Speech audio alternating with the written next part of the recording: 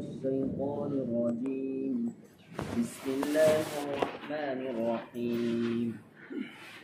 ليس البر أن تولوا وجوهكم قبل المشرق والمغرب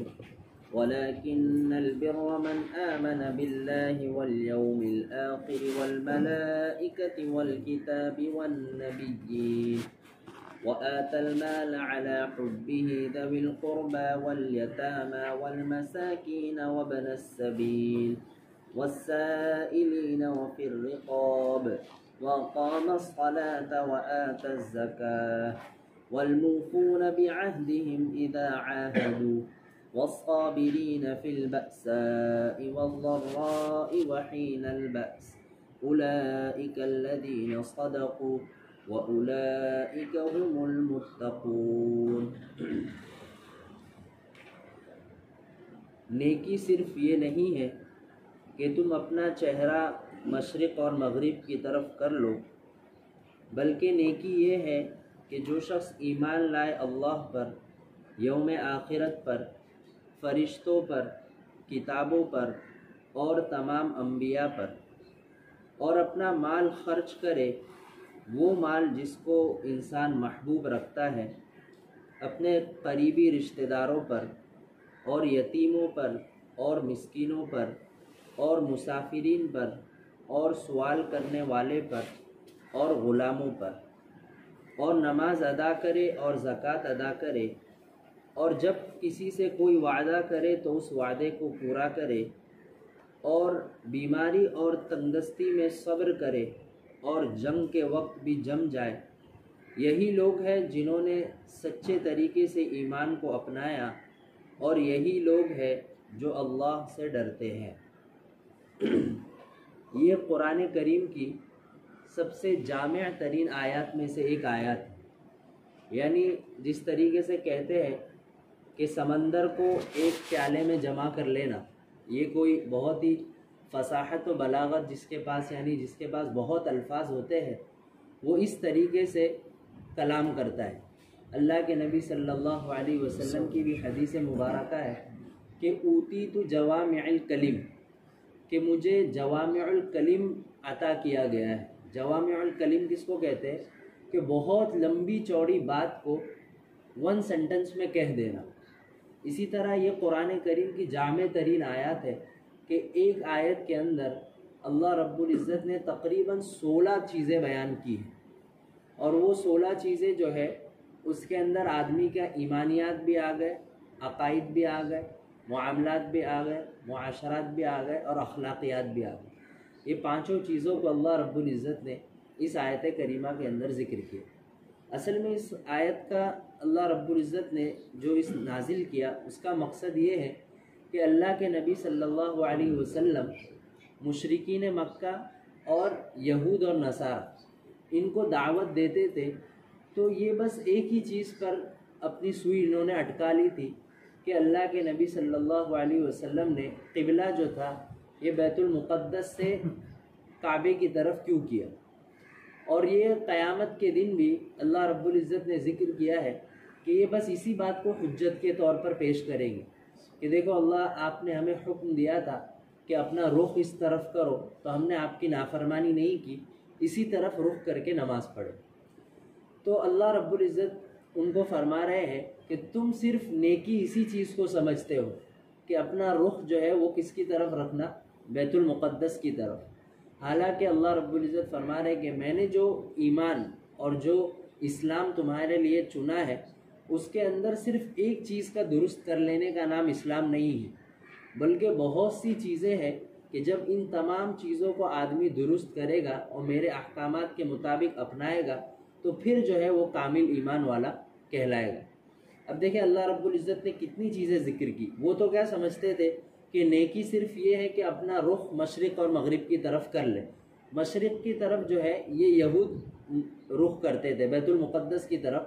اور مغرب کی طرف جو ہے نصارہ رخ کرتے تھے جس کو بیت اللحم کہتے ہیں۔ یہ بیت اللحم جو حضرت عیسیٰ علیہ السلام کی پیدا ہونے کی جگہ ہے، یہ ابھی بھی موجود ہے، تو انہوں نے اپنا رخ جو ہے اس طرف کر کے نماز پڑھتے تھے۔ تو اللہ رب العزت نے ان کو گویا کہ ڈانٹا کہ بھئی نیکی صرف یہ نہیں ہے کہ اپنے رخ کو ایک طرف کر لینا، اور اسی بات کے اوپر اٹکا رہنا کہ بس یہی دین ہے یہی دین ہے، بلکہ اللہ رب العزت فرما رہے وَلَٰكِنَّ الْبِرَّ، بلکہ نیکی یہ ہے کہ تم ایمان لاؤ اللہ پر۔ دیکھو سب سے بنیادی عقیدہ بیان کیا کہ اللہ پر، یوم آخرت پر، اور فرشتوں پر، اور کتابوں پر، اور انبیاء پر، جو کلمہ پڑھتے ہیں آمنت باللہ وملائکتہ وکتبہ ورسلہ والیوم الآخر، یہ 5 چیزوں کا اللہ رب العزت نے ذکر کیا۔ دیکھو ایمان کا ذکر آ گیا کہ بنیادی ایمان تو یہ ہے کہ آدمی ان ساری چیزوں کے اوپر ایمان لائے۔ حالانکہ یہ یہود و نصارہ جو تھے یہ اللہ پر تو ایمان رکھتے تھے اور یوم آخرت پر بھی ایمان رکھتے تھے، لیکن انبیاء پر اور کتابوں کو، نبی محمد صلی اللہ علیہ وسلم ان کے سامنے موجود تھے، قرآن کریم ان کے سامنے نازل ہو رہا تھا، لیکن اس کو مانتے نہیں تھے۔ تو اللہ رب العزت نے یہاں پر ان کا رد کیا کہ جب تم ان 2 چیزوں کو مانتے ہی نہیں تو پھر تم کہاں پر ایمان والے ہو۔ اور پھر اللہ رب العزت نے ایک چیز یہ بیان کی معاملات کو، کہ دیکھو ایمان لانے کے بعد اسلام کے اندر سب سے درست رکھنے والی چیز جو ہے وہ ہے اپنے معاملات۔ دیکھیں ہم یہاں پر ایک چیز اس آیت کے اندر غور و فکر کریں گے تو اللہ رب العزت نے پہلے معاملات کو ذکر کیا۔ کیا کیا معاملات ذکر کیے؟ کہ اپنا مال، کون سا مال؟ علی حبہ، وہ مال جس سے آدمی محبت کرتا ہو اس مال کو خرچ کرے۔ دیکھیں اللہ رب العزت نے یہاں پر آیت کے اندر صاف طور پر ذکر کیا کہ وہ مال خرچ کرے جس سے آدمی محبت کرتا ہے۔ تو اس سے پتہ چلا، اور اللہ کے نبی صلی اللہ علیہ وسلم کی حدیث بھی ہے کہ صحابہ اکرام نے عرض کیا کہ ہم کون سا مال خرچ کریں اور کب خرچ کریں؟ تو اللہ کے نبی صلی اللہ علیہ وسلم نے 2 باتیں ارشاد فرمائی، انت صحیح و شحیح، کہ تو درست بھی ہو یعنی تیری صحت بھی درست ہو، و شحیح، اور تیرے اندر بخل بھی ہو۔ بخل بھی ہونے سے مراد یہ ہے کہ وہ مال جانے سے تیرے دل میں تکلیف بھی ہوتی ہو۔ تو جب یہ 2 صورتیں پیدا ہو تب اس وقت مال خرچ کرنا یہ سب سے افضل صدقہ کرنا ہے۔ اگر مثال کے طور پہ آدمی کے پاس مال ہے لیکن آخری زمانے میں جب آدمی کی عمر بالکل ساری بیماریاں اس کو لگ گئی ہے اور بستر پر آ گیا ہے، اب آدمی کو مال کی رغبت نہیں رہتی، اب وہ خرچ کر رہا ہے کہ بھئی یہ مدرسے میں دے دو، یہ فلاں رشتہ دار کو دے دو، یہ غریبوں میں دے دو، تو اس وقت کا صدقہ کرنا اللہ کے نبی صلی اللہ علیہ وسلم نے بتلایا کہ اس وقت کا صدقہ کرنا یہ نیکی کا کام تو ہے، لیکن اتنا صدقے کا فضیلت نہیں ملے گی جتنا آدمی مال سے محبت بھی رکھتا ہو اور مال کما بھی رہا ہو، اپنا بینک بیلنس جمع بھی کر رہا ہو، اور جب وہ بینک بیلنس کم ہو تو تکلیف بھی ہوتی ہو۔ تو یہ مال خرچ کرنے کو اللہ رب العزت نے ذکر کیا، وَآتَ الْمَالَ عَلَى حُبِّهِ، اپنے محبوب مال کو خرچ کرو۔ پھر اللہ رب العزت نے وہ بھی بتا دیے کہاں خرچ کرنا ہے، اس کے بھی درجات اللہ رب العزت نے ذکر کیے۔ ذوی القربہ، سب سے پہلے آدمی کو چاہیے جب بھی صدقہ خیرات کی نیت کرے اپنے قریبی رشتہ داروں میں ڈھونڈے۔ اللہ کے نبی صلی اللہ علیہ وسلم کے پاس ایک صحابی آئے اور عرض کیا کہ میرے پاس اتنی زکوٰۃ نکلتی ہے، کیا میں، اور میری ایک غریب بہن ہے اور بہنوئی ہے، کیا میں ان کے اوپر یہ مال خرچ کروں؟ تو اللہ کے نبی صلی اللہ علیہ وسلم نے فرمایا تب تو تجھے 2 اجر ملیں، ایک تو صدقہ کرنے کا اور دوسرا رشتہ داروں کے ساتھ صلہ رحمی کرنے کا۔ تو اس لیے پہلا جو ہے کبھی بھی آدمی مال خرچ کرنے کے لیے اپنی زکوٰۃ یا صدقات یا خیرات نکالے تو سب سے پہلے کس کو دے؟ ذوی القربہ، اپنے قریبی رشتہ داروں کو۔ اس کے بعد دوسرے نمبر پہ اللہ رب العزت نے ذکر کیا والیتامى، اور اپنے رشتہ داروں میں ہی تلاش کرے کہ یتیم کون ہے، اپنے آس پڑوس میں محلے میں تلاش کرے کہ یتیم کون ہے سب سے پہلے، پھر دوسرے نمبر پہ جو ہے اس کا حق ہے یتیموں کو دے، والمسکین، اور اس کے بعد جو ہے مساکین پر خرچ کرے۔ مساکین کون ہے؟ جو بیچارے بالکل غریب ہے، روز کا کماتے ہیں، روز کا کھاتے ہیں، اور کبھی جو ہے ان کی طبیعت خراب ہو جائے، کام پر نہ جا پائے تو ان کے جو ہے مال کے اندر کمی آتی ہے، تو اس کو مسکین کہتے ہیں، اس کے اوپر تیسرا خرچ کرے۔ وابن السبیل، اور مسافرین پر۔ اصل میں اب تو یہ مسافرین والی صورت رہی نہیں، پہلے اصل میں ایسا ہوتا تھا کہ آدمی جو سفر کرتا تھا تو مہینوں کا سفر وقت لگتا تھا، تو اس میں آدمی ایسا ہوتا تھا کبھی راستے میں اس کا سفر خرچ ختم ہو جاتا تھا، کبھی ڈاکو لوٹ لیتے تھے، تو اس وقت ایک آدمی اپنے شہر میں اور اپنے علاقے میں تو مالدار ہے لیکن سفر کے اندر کیا ہو جاتا تھا؟ غریب ہو جاتا تھا۔ تو اس وقت بھلے سے آپ کو یہ نہ کہے کہ بھائی تیرے شہر میں تو تیرے پاس اتنا مال ہے، ابھی فی الحال اس کی حالت یہ ہے کہ اس کے پاس مال نہیں ہے، تو اس کو بھی جو ہے خرچ کرنا چاہیے۔ والسائلین فی الرقاب، اور تمہارے دروازے پر اگر کوئی سوال کرنے آ جائے تو اس کو بھی حق دے، اس کو بھی اپنے مال میں سے کچھ دے دے۔ اور قرآن کریم میں اللہ رب العزت نے فرمایا للسائل والمحروم، کہ تمہارے مال کے اندر حق ہے سوال کرنے والے کا بھی اور محروم۔ محروم کس کو کہتے ہیں؟ کہ وہ آدمی جو بیچارے، ہماری سوسائٹی میں ایسے لوگ ہوتے جو سوال نہیں کرتے، رشتہ داروں میں ایسے لوگ ہوتے جو بیچارے سوال نہیں کرتے، لیکن ہمیں پتہ ہوتا ہے کہ بھئی ان کی حالت جو ہے تھوڑی اچھی نہیں ہے، تو اللہ کے نبی صلی اللہ علیہ وسلم نے للسائل والمحروم، اور قرآن کریم کے اندر بھی للسائل والمحروم دونوں کا تذکرہ ہے کہ سوال کرنے والے کو بھی دو، اور وہ آدمی جو سوال نہیں کرتا لیکن اس کی حالت ہمیں پتہ ہے کہ بھئی اچھی نہیں ہے تو اس کو بھی خرچ کرنا، یہ بھی کیا بہترین صدقہ ہے۔ اور پھر دیکھیں ابھی اللہ رب العزت ذکر کر رہے وَأَقَامَ الصَّلَاةَ وَآتَى الزَّكَاةَ، اور نیکی کے اندر بہترین نیکی یہ ہے کہ تم نماز ادا کرو اور زکوٰۃ ادا کرو۔ دیکھو یہاں پر سب سے پہلے ہمیں ایمان کی جو حقیقت ہے وہ پتہ چل جائے کہ ایمان یہ ہے کہ اللہ پر، یوم آخرت پر، کتابوں پر، انبیاء پر ایمان لانا، اور اس کے بعد اللہ رب العزت نے، حالانکہ نماز کا کتنا بڑا حق ہے لیکن اللہ رب العزت اس کو کس کے بعد ذکر کر رہے ہیں؟ معاملات کے بعد۔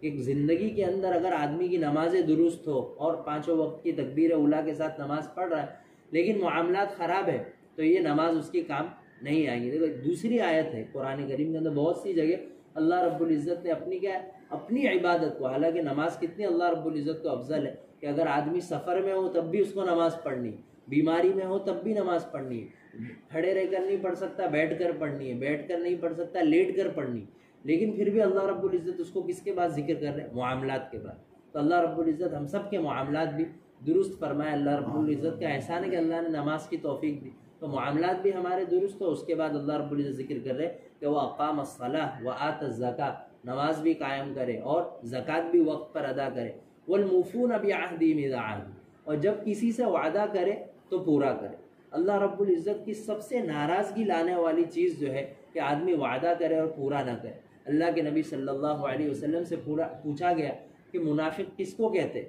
تو اللہ کے نبی صلی اللہ علیہ وسلم نے فرمایا آیت المنافق ثلاث، کہ منافق کی تین علامتیں، اذا وعد اخلف، سب سے پہلی بات یہ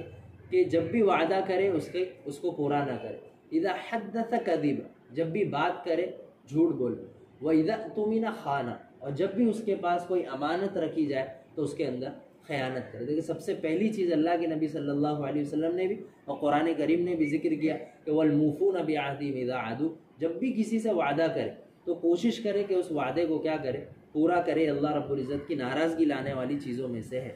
والصابرین فی البأساء والضراء وحین البأس، تین چیزیں اللہ رب العزت نے ذکر کی کہ جب بیماری آ جائے اور جب مال اپنا تھا مال اپنے پاس سے چلا جائے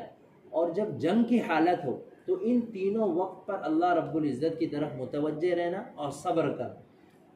آج بھی دیکھ رہے ہیں ہم کہ مسلمانوں کے اوپر حالات ہے، تو اب جو ہے وقت کس کا ہے؟ صبر کرنے کا اور اللہ کی طرف رجوع کرنے کا، نہ کہ یہ کہ ہم باتیں کریں اور خواہ یہ ساری چیزیں جو ہے ایک دوسرے کو سنائیں، بلکہ والصابرین فی البأساء والضراء، کہ نیکی کے اہم کاموں میں سے ایک نیکی یہ ہے کہ جیسے بھی حالات ہو آدمی کیا کرے؟ صبر کرے۔ اولئک الذین صدقوا، یہ ساری چیزیں کیا کریں گا؟ جب آدمی کرے گا تو اللہ رب العزت فرما رہے کہ ہماری طرف سے اس کو دنیا میں ہی دو چیزیں مل جائے گی، اولئک الذین صدقوا، کہ ہمارے نزدیک سب سے سچے لوگوں میں اس کی لسٹ میں اس کا نام آ جائے گا، سچوں کی لسٹ میں، کہ اس کا ایمان کیا ہے؟ سچا ہے۔ وَأُولَٰئِكَ هُمُ الْمُتَّقُونَ، اور یہ لوگ ہمارے نزدیک کیا شمار کیے جائیں گے؟ متقی شمار کیے جائیں گے۔ یہ 16 چیزیں اللہ رب العزت نے اس آیت کے اندر ذکر کی ہے۔ اللہ رب العزت ہم سب کو ان ساری چیزوں پر عمل کرنے اور اپنی زندگی میں لانے کی توفیق عطا فرمائے۔ سبحان اللہ۔